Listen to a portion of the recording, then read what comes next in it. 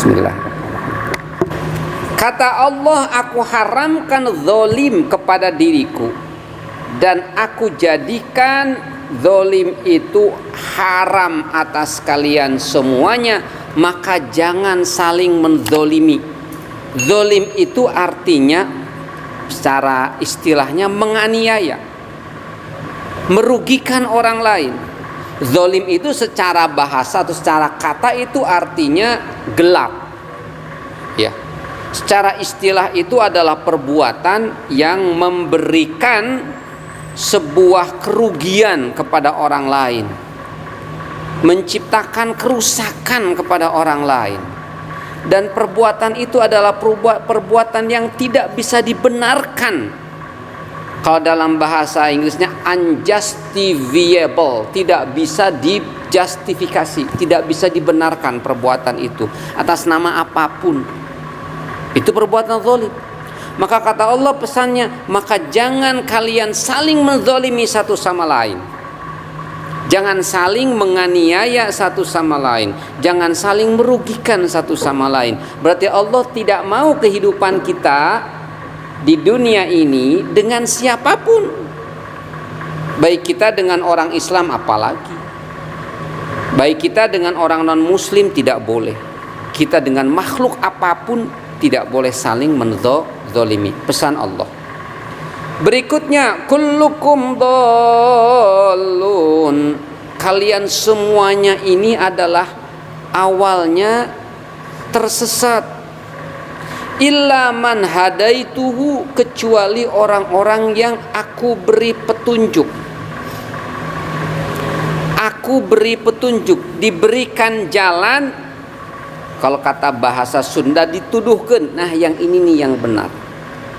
Setelahnya itu Allah tunjukkan, ini Al-Quran, ini petunjuk jalan yang benar. Ini Al-Hadis, ini As-Sunnah, ini petunjuk jalan yang benar. Setelah itu kita diberikan ilham atau inspirasi untuk mengikuti kebaikan tersebut.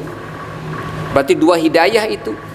Hidayah yang berupa petunjuk yang tertulis dan hidayah yang berupa ilham atau inspirasi, kerentek, dorongan untuk berbuat baik.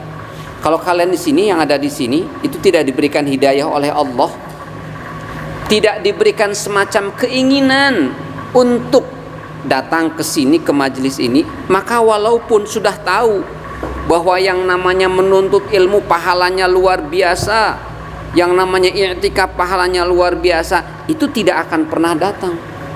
Banyak orang yang rumahnya di pinggir-pinggir masjid tapi tidak tergerak untuk datang ke masjid karena mereka tidak diberikan hidayah oleh Allah. Kenapa tuh nggak diberikan hidayah? Dianya sendiri nggak minta hidayah kepada Allah. Kata Allah, illa man hadaituhu fastahduni ahdikum. Maka kita harus banyak meminta petunjuk, hidayah kepada Allah, semangat untuk melaksanakan ibadah. Kita itu jangan sombong ketika kita misalnya bisa sholat tahajud tiap malam, kita bisa sholat berjamaah istiqomah, jangan sombong. Karena kalau misalnya kita merasa bangga, ujub masuk, itu berarti perangkap setan. Berarti kita kagum terhadap ibadah kita. Perangkap setan itu teramat sangat halus. Kita nggak merasakan bahwa sebetulnya itu adalah perangkap dari setan. Begitu kita posting sedang sholat tahajud, kan kita posting atau update status gitu kan, ayo tahajud gitu. Dalam hati kita, nah nanti orang tahu kan saya tahajud nih malam ini, nggak kerasa gitu, nggak kerasa gitu ya. Berikutnya, ya ibadi, wahai hambaku, kullukum, kalian semuanya itu jai'un, orang yang lapar, illa man at'amtuhu, kecuali orang-orang yang aku berikan makanan, fastad'imuni ut'imkum, maka mintalah makanan kepadaku, maka aku akan memberikan makanan kepada kalian semuanya. Mintalah rizki kita kepada Allah. Kita tidak dilarang untuk minta rizki. Ada doanya di dalam surat Al-Maidah, dan saya sering baca doa itu. Allahumma rabbana anzil alaina ma'idatan minas sama'i takunu lana 'idan li awwalina wa akhirina wa ayatam minka warzuqna wa anta khairur raziqin. Itu doa kita kepada Allah agar Allah berikan kita rizki buat kita dan buat turunan-turunan kita. Jadi salah satu cara kita untuk mempersiapkan agar keturunan kita jangan jadi orang melarat. Doa itu. Allahumma ya Allah Rabbana, Tuhan kami, anzil alaina, turunkan kepada kami, maidatan minas sama, berbagai macam makanan dari langit, takunu lana idan li awwalina, yang akan menjadi semacam perayaan hari raya bagi kami semuanya yang sekarang ini ada, wa akhirina, dan turunan-turunan kami, wa ayatan minka, dan sebagai salah satu dan sebagai tanda-tanda kekuasaan atau keagunganmu, warzuqna, berilah kami rizki, wa anta khairur raziqin, engkau adalah sebaik-baik pemberi rizki. Ayah saya almarhum pesan kepada saya, baca doa itu 7 kali setiap habis sholat, nanti rizkinya lancar. Ya saya mah kadang-kala kalau misalkan lagi diam atau apa, ya baca aja itu sebanyak-banyak mungkin. Ya gitu, itu diantaranya. Lanjut, ya ibadi kullukum arin illa man kasautuhu. Setiap kalian itu yang tidak berpakaian kecuali orang yang aku berikan pakaian, maka mintalah pakaian. Fastaksuni aksikum, mintalah pakaian kepadaku, maka aku akan berikan kalian pakaian. Mau lebaran gak punya pakaian, minta kepada Allah. Belum punya baju baru, ya Allah gitu, minta aja kepada Allah, nanti Allah akan berikan pakaian.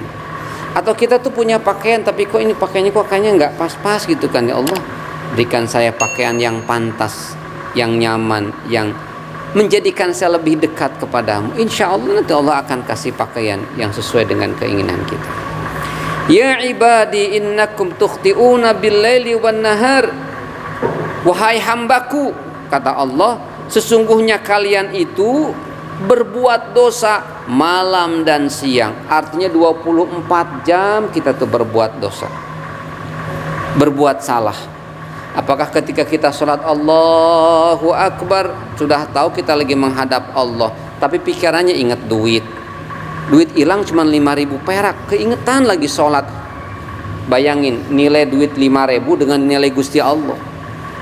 Kenapa kita lagi sholat malah kita ingat duit 5.000? Setinggi apa nilai duit 5.000 dibandingkan dengan Gusti Allah? Coba ya, bener nggak? Salah nggak kita sebetulnya? Ya salah. Tapi kenapa kita lakukan? Ya itulah manusia.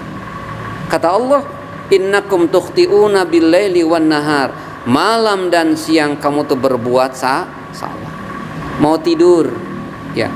Kenapa tidak berdoa dulu kepada Allah? Padahal itu adalah kenikmatan yang Allah berikan. Kenapa tidak bersyukur kepada Allah? Seperti itu. Wa ana aghfiru dzunuba jami'a, sementara aku tuh mengampuni semua dosa. Jadi Allah itu mengampuni semua dosa. Dosa apa saja? Dosa kita kepada Allah, dosa kita kepada manusia, itu Allah ampuni semuanya. Cuman cara taubatnya itu yang beda. Dan yang repotnya kalau dosa kita kepada manusia itu cara tobatnya yang berat.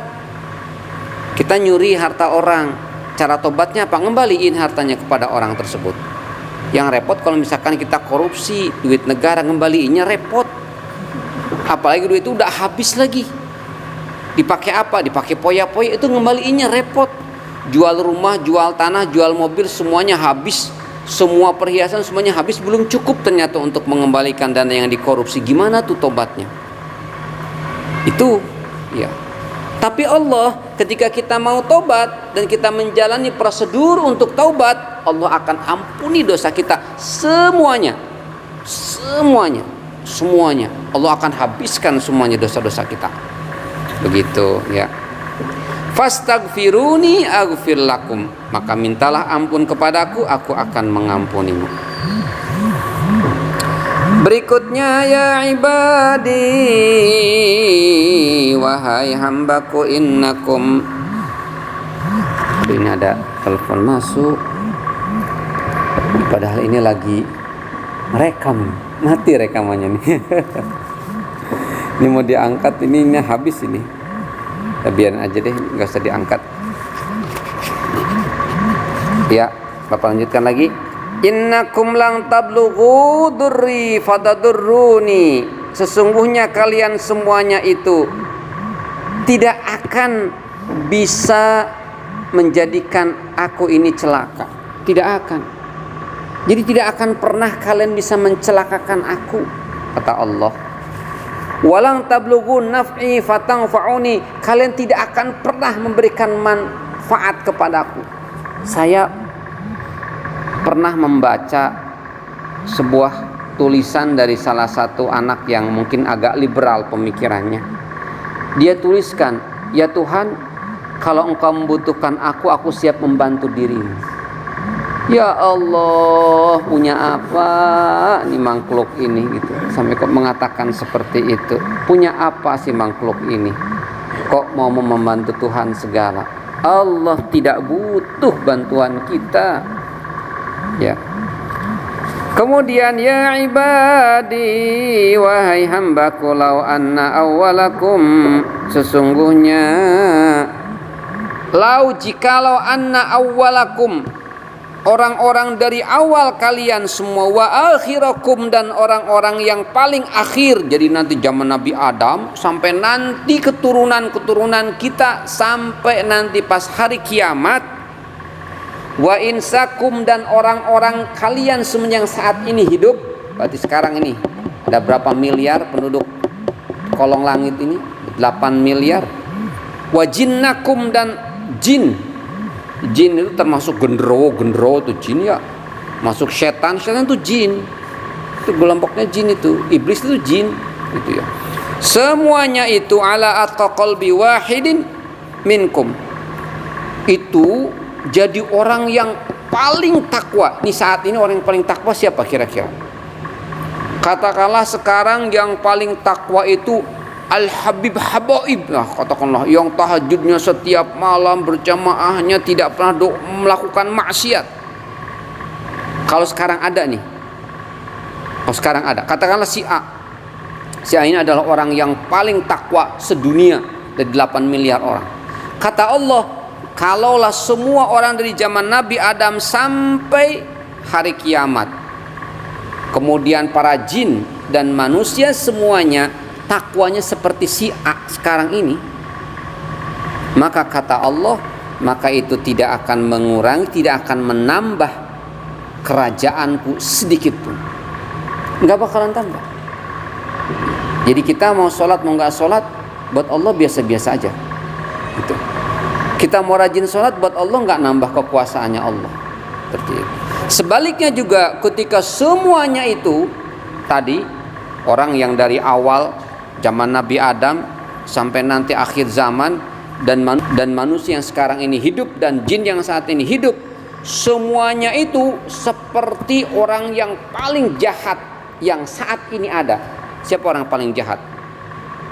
Misalnya paling jahat itu yang pemimpin yang paling kejam, ya siapa sajalah, nggak usah disebutin, ya. Apakah mau di mana negara antah berantah, pemimpin yang paling kejam, yang paling jahat, yang paling membunuh ribuan atau jutaan orang, ya. Semuanya seperti itu saat ini. Misalnya terjadi seperti itu, kata Allah, maka hal itu tidak akan pernah mengurangi kekuasaanku sedikit pun. Jadi mau orang jahat semuanya, mau orang baik semuanya, bagi Allah itu tidak merubah apapun, tidak merubah kekuasaan Allah sedikit pun. Itu artinya apa? Bukan berarti Allah tidak memberikan nilai atas ibadah kita, bukan. Tetapi ibadah kita itu semuanya kembali kepada kita sebetulnya. Doa la ilaha illa anta astaghfiruka wa atubu ilaik. Assalamualaikum warahmatullahi wabarakatuh.